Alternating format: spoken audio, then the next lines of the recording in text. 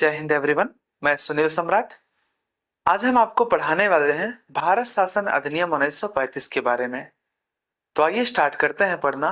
भारत शासन अधिनियम 1935 यह एक ऐसा पाठ है जिसका अधिकांश हिस्सा हमारे वर्तमान के संविधान में शामिल किया गया है। अगर हम बात करें भारत शासन अधिनियम 1935 के बारे में, तो उम्मीद तो मैं यही कर रहा हूं कि आपने इसके पीछे जो मैंने पढ़ाया है, साइमन कमीशन और कम्युनल अवार्ड, आपने अच्छे से देख रखा है। तो आइए स्टार्ट करते हैं। भारत शासन अधिनियम 1935। देखिए, हमारा हेडिंग क्या है? कुछ प्रावधान। भारत शासन अधिनियम 1935 के कुछ प्रावधानों की बात करेंगे। इसमें क्या क्या शामिल किया गया था, सीधी बात, नो बकवास वाली बात करेंगे, फालतू उल्टा सीधा बातें नहीं होगा। देखो भाई, इसका फर्स्ट पॉइंट था, इसके अंतर्गत अखिल भारतीय महासंघ की स्थापना का प्रावधान किया गया। इसके अंतर्गत अखिल भारतीय महासंघ की स्थापना का प्रावधान किया गया।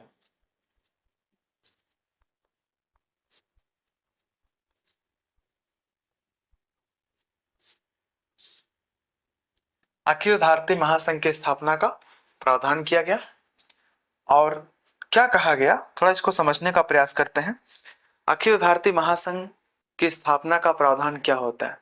इसमें कहा गया एक केंद्र बिंदु बनाया जाएगा जिसमें एक संघ सरकार होगी और उसके नीचे राज्य सरकारें, देशी रियासतें, ये सब क्या करेंगी? काम करेंगी।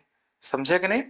तो क्या किया गया, अखिल भारतीय महासंघ की स्थापना का प्रावधान किया गया और इसमें कहा गया, इसमें ब्रिटिश प्रांत,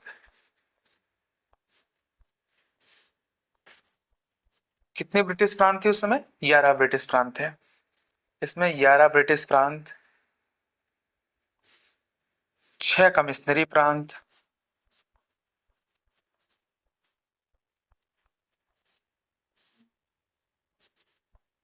6 कमिश्नरी प्रांत और देशी रियासतों को शामिल करने की बात किया गया। देशी रियासतों को शामिल करने की बात किया गया और कहा गया इनको शामिल करके हम क्या बनाएंगे? एक अखिल भारतीय महासंघ बनाएंगे। बट यहां पर एक प्रावधान और किया गया। कहा गया देखो, ये तो हमारे अंडर में है दोनों, हम इनको तो आराम से शामिल कर सकते हैं, इनको भी और हम इनको भी आराम से शामिल कर सकते हैं, कोई दिक्कत नहीं है, ये दोनों तो हो जाएंगे शामिल। बट यहां पर ये ध्यान देना है, जब तक आधे देशी रियासत राजी नहीं होंगे। कितने? कहा गया जब तक आधे देशी रियासत राजी नहीं होंगे, राजी नहीं होंगे तब तक ये पॉइंट जो है लागू नहीं हो पाएगा। राजी नहीं होंगे तब तक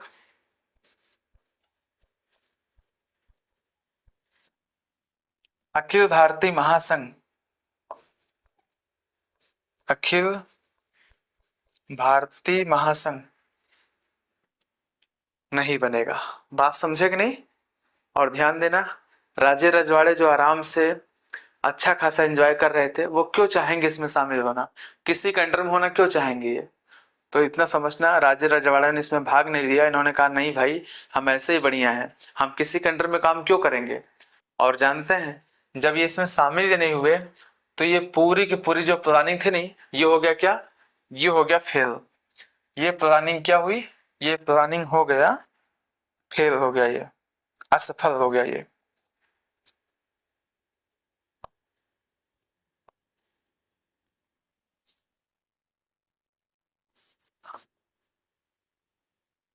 तो क्या हुए? देशी रियासत शामिल नहीं हुए, देशी रियासत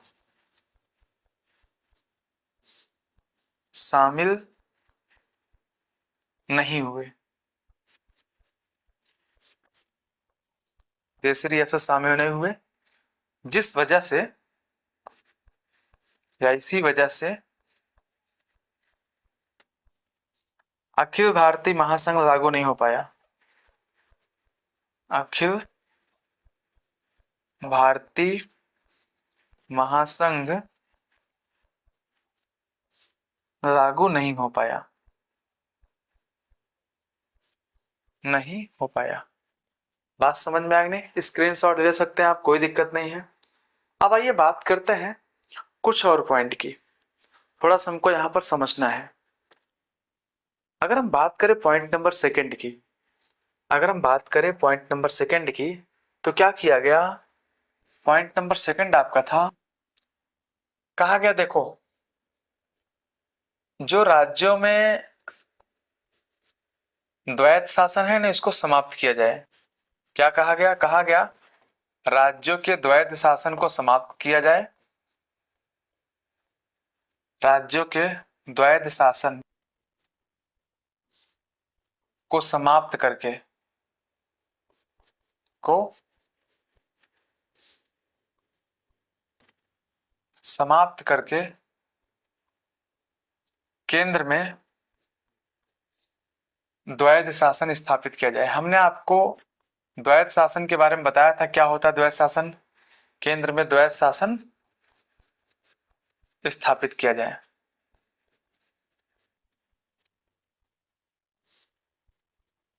और इसके अंतर्गत क्या किया गया? जब केंद्र में द्वैत शासन स्थापित हो गया ना, तो इसके लिए दो विषय बनाए गए। कितने विषय? दो विषय बनाए गए। एक ऐसा विषय जो आरक्षित था, कैसा विषय? आरक्षित। और दूसरा ऐसा विषय था जो हस्तांतरित था। एक था आरक्षित, दूसरा था हस्तांतरित। अच्छा, आरक्षित में कौन काम करता था? आरक्षित में जानते हो कोई ज्यादा काम नहीं करना पड़ता था। इस पे जानते हो वायसराय और उसकी कार्यकारी परिषद काम करती थी। कौन? वायसराय और उसकी कार्यकारी परिषद इसका मैनेजमेंट देखती थी। बट अगर बात करें हस्तांतरित विषय की, तो ये जो हस्तांतरित विषय नहीं थे, इसके अंतर्गत क्या हुआ? इसके अंतर्गत वायसराय और भारतीय मंत्रियों को काम करना पड़ता था। वायसराय तो नाम भर के काम करती थी, वायसराय और भारतीय मंत्री, या कह सकते हो चुने हुए मंत्री जो थे वो आते थे। अच्छा, आरक्षित विषयों के अंतर्गत क्या क्या आता है? राष्ट्रीय महत्व का विषय रखे जाते हैं। कैसे विषय? इसके अंतर्गत राष्ट्रीय महत्व के विषयों को रखा जाता है।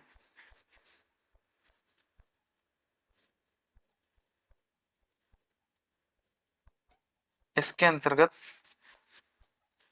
राष्ट्रीय महत्व के विषय रखे जाते हैं। जैसे आपका विदेश मामला हो गया, जैसे आपका विदेश मामला हो गया, डाक हो गया, तार हो गया, है ना? ये सब किसके अंतर्गत आते हैं? ये सब आते हैं राष्ट्रीय महत्व के विषय के अंतर्गत। कोई राजनीति से संबंधित जुड़ा हुआ मैटर हो गया, तो ये सब किसके अंतर्गत आते हैं? राष्ट्रीय महत्व के विषय के अंतर्गत। दूसरा क्या था? इसके अंतर्गत उत्तरदायी विषय आते थे। कैसे विषय? उत्तरदायी विषय, या कह सकते हो स्थानीय स्वशासन से संबंधित विषय। कैसे विषय? स्थानीय स्वशासन से संबंधित विषय।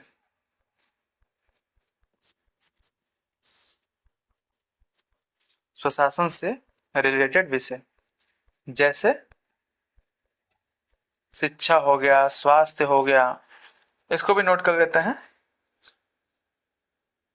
हम्म,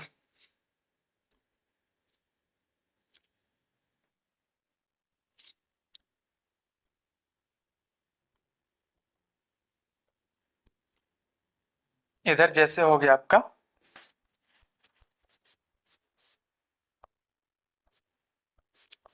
विदेश मामला हो गया, विदेश मामले हो गए, डाक हो गया, तार हो गया, है ना? राजनीति से जुड़ा हुआ कोई मैटर हो गया। ये सब किसके अंतर्गत आते थे? इसके अंतर्गत आते थे। जबकि हस्तांतरित विषय के अंतर्गत कौन कौन चीजें आती थी? जैसे शिक्षा हो गया, ठीक, स्वास्थ्य हो गया,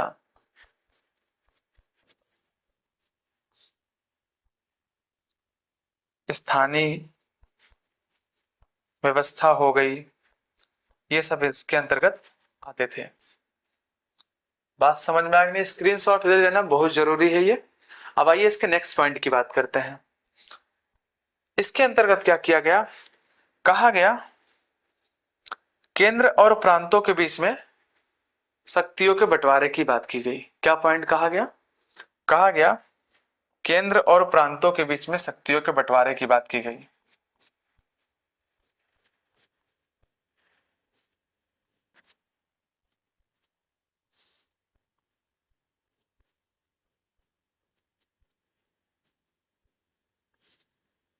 शक्तियों के बंटवारे की बात की गई।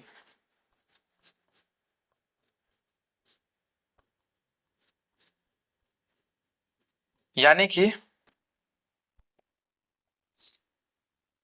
ये जो शक्तियां हैं वो दो भागों में बांटा गया। दो क्या तीन भागों में। एक तो आपका हो गया संघ सूची के विषय बनाए गए, दूसरा हो गया राज्य सूची के विषय बनाए गए। इसके अंतर्गत संघ सूची, दूसरा राज्य सूची, और तीसरा आपका हो गया समवर्ती सूची के विषय बनाए गए।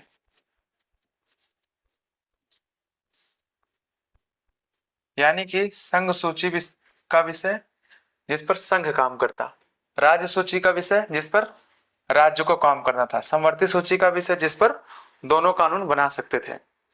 संघ सूची के अंतर्गत जानते हैं टोटल 59 विषय थे। कितने विषय? 59 विषय।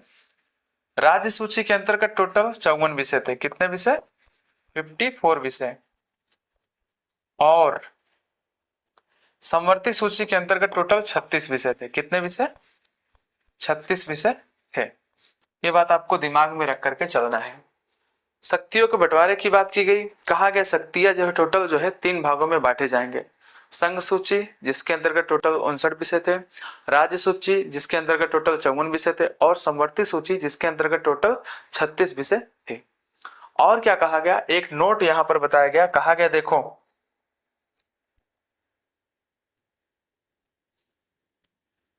नोट में अगर हम देखें तो नोट क्या हो जाएगा आपका?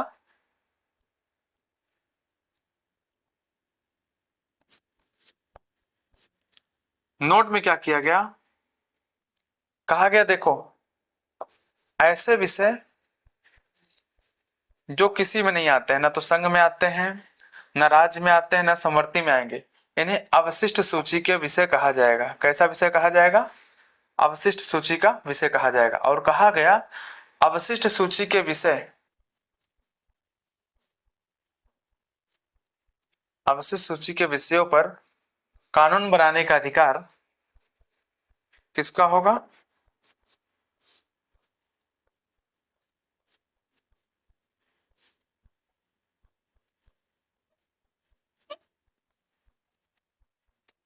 वायसराय का होगा। किसका होगा? वायस राय का होगा। ठीक, ये बात समझ में आ गई। कहा गया ऐसे विषय जो किसी में भी शामिल नहीं है, न तो संघ में, न तो राज्य में, न तो समवर्ती में, इन पर विषय बनाने का अधिकार किस, इन पर जो भी अधिकार होगा, यानी कि अगर इन पर कोई कानून वगैरह बनाना है, इस पर अधिकार किसका होगा? वायसराय का होगा। समझे कि नहीं? उम्मीद करता हूं ये पॉइंट भी आपको अच्छे से समझ में आ गया होगा। अच्छा, एक पॉइंट और कहा गया, थोड़ा इसको भी समझ लेते हैं। इसमें कहा गया देखो, कोई ऐसा कानून जिस पर एक तरीके से राज्य सूची कानून बना सकती है, कोई ऐसा नियम कानून जिस पर, कोई ऐसा विषय जिस पर राज्य सूची कानून बना रही है, बट हुआ क्या? इमरजेंसी लग गया। क्या हुआ? उस समय आ गया इमरजेंसी, यानी कि आपातकाल आ गया, है ना? देखो राइटिंग मेरा उर्दू में है पूरा, कैसे लग रहा है? इमरजेंसी आ गया। अगर इमरजेंसी के समय में संघ सूची चाहे या संघ सरकार चाहे,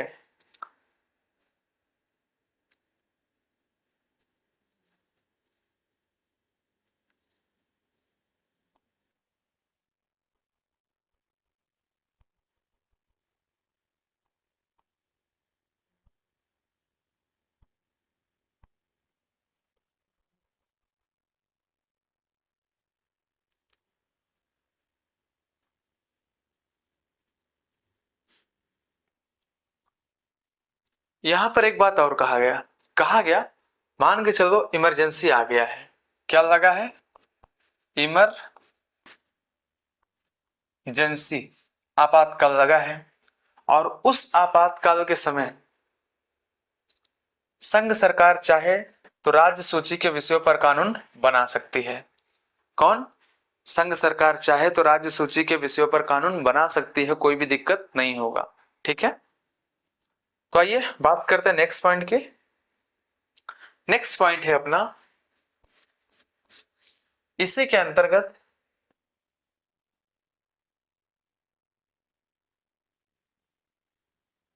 प्रांतों में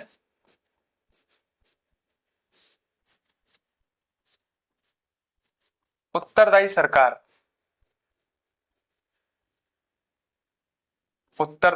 की व्यवस्था की गई, उत्तरदायी सरकार का प्रावधान किया गया। यानी कि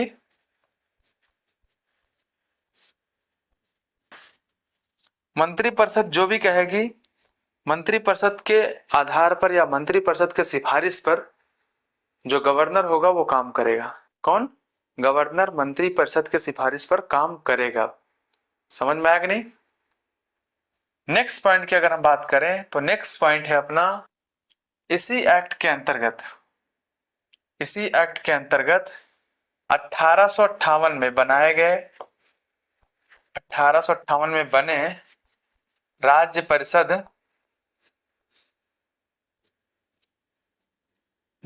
परिषद को समाप्त कर दिया गया।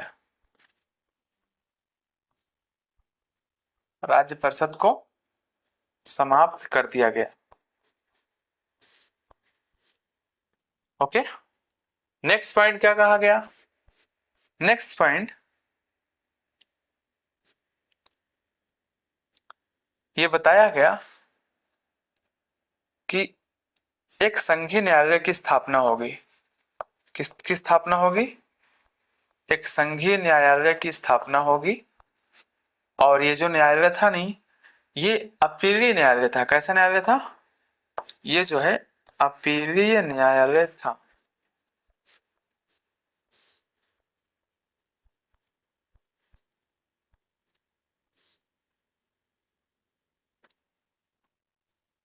और इस न्यायालय का प्रथम मुख्य न्यायाधीश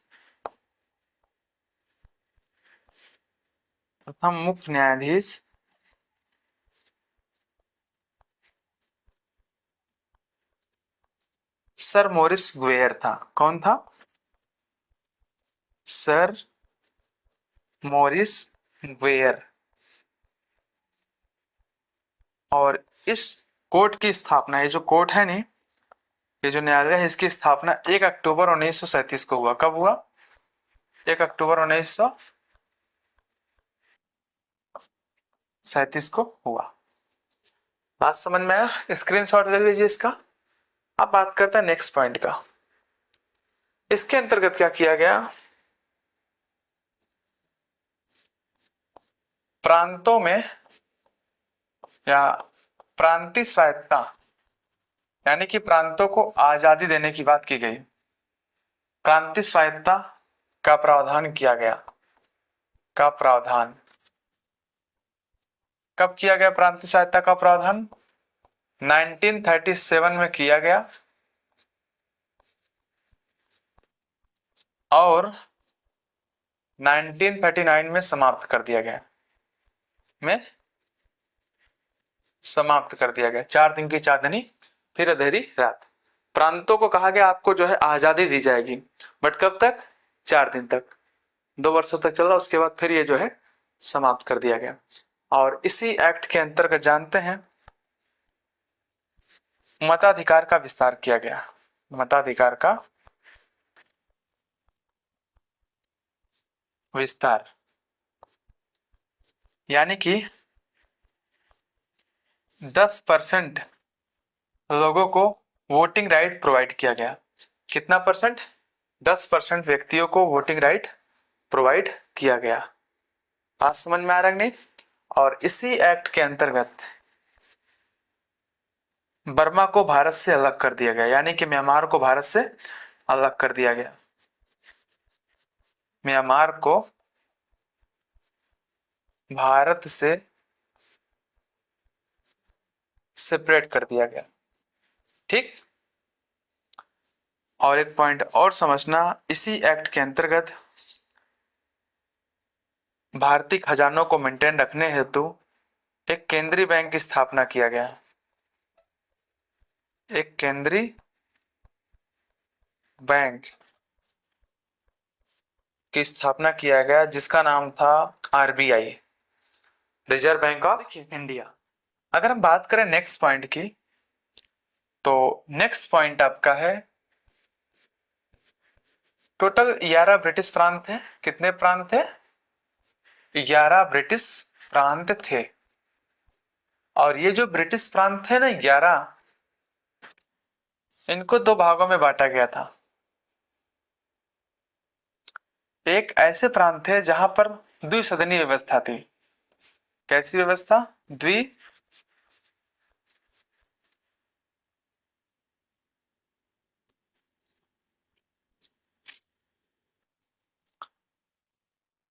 तो आइए कुछ और पॉइंट को समझने का प्रयास करते हैं। देखिए होता क्या है,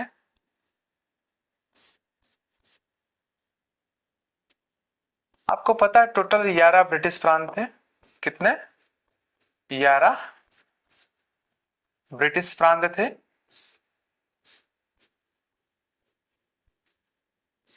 इन 11 ब्रिटिश प्रांतों में से कुछ ब्रिटिश प्रांत ऐसे थे जहां पर द्विसदनीय व्यवस्था का प्रावधान किया गया। किसका प्रावधान किया गया? द्विसदनीय व्यवस्था का प्रावधान किया गया। और कुछ ऐसे थे जहां पर केवल और केवल एक सदन ही था, जो कि केवल एक सदनी ही था। द्विसदनी का मतलब क्या? उसमें विधानसभा भी था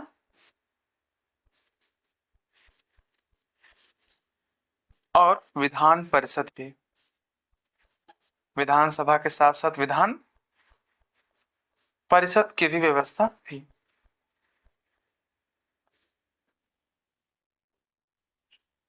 अच्छा, ऐसे प्रांतों की संख्या कितनी थी टोटल?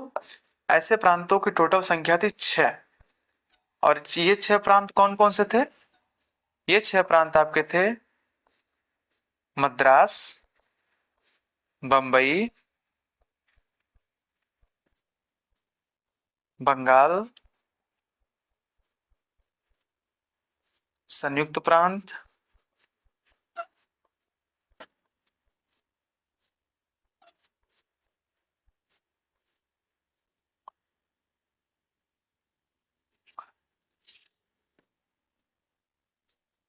मद्रास, बंबई, बंगाल, संयुक्त प्रांत, बिहार और असम।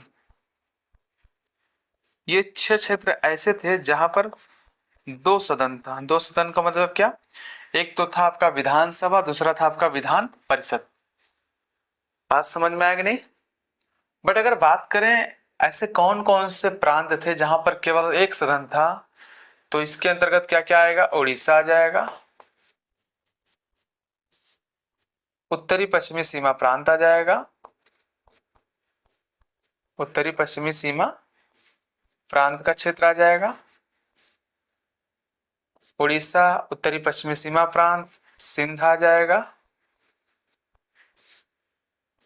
मध्य प्रांत आ जाएगा, और क्या बचा है? पंजाब।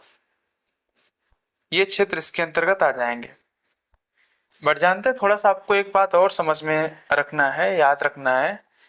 ये भी पूछता है कि ऐसा कौन सा क्षेत्र था या ऐसा कौन सा प्रांत था इसमें जिसमें सीटों की संख्या सबसे ज्यादा थी, तो उसका नाम था बंगाल। क्या नाम था उसका?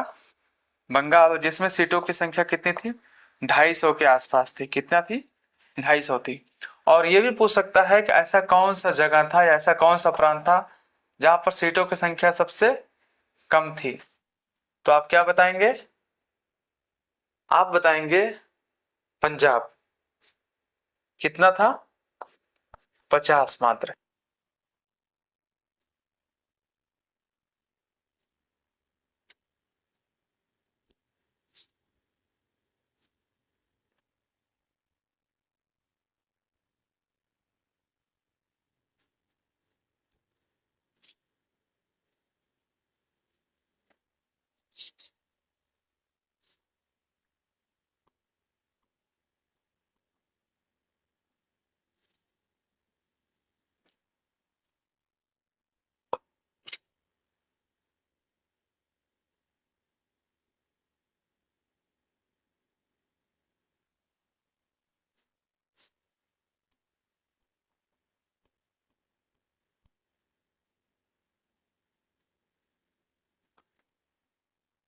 ऐसा भी पूछ सकता है कि ऐसा कौन सा प्रांत था जहां पर सीटों की संख्या सबसे ज्यादा थी, तो उस प्रांत का क्या नाम था? बंगाल। सीटों की संख्या यहाँ पर कितनी थी? 250। बट ऐसा भी पूछ सकता है कि ऐसा कौन सा प्रांत था जहां पर सीटों की संख्या सबसे कम थी, तो उसका नाम क्या था? उत्तरी पश्चिमी सीमा प्रांत। जहां पर सीटों की संख्या कितनी थी? मात्र मात्र और मात्र 50 थी। ये आपके एग्जाम में आता है, आपको इसे ध्यान रखना है, बहुत ही ज्यादा इंपॉर्टेंट पॉइंट है ये। ओके। एक पॉइंट थोड़ा और समझना है, पूछेगा ये जो आपका भारत शासन अधिनियम 1935 है, इसमें कितनी धाराएं और कितने भाग थे? तो आप क्या बताएंगे? भारत शासन अधिनियम 1935 में 321 धाराएं। कितनी धाराएं? 321 धाराएं और 10 भाग थे। और अब तक का ये, अब तक का मतलब क्या? उस समय तक का, उस समय तक का ये क्या है? सबसे बड़ा संविधान था। उस समय का सबसे बड़ा था ये।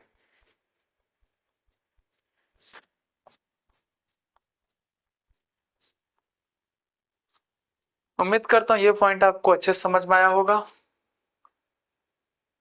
तो मिलते हैं नेक्स्ट वीडियो में। Thanks for watching. जय हिंद।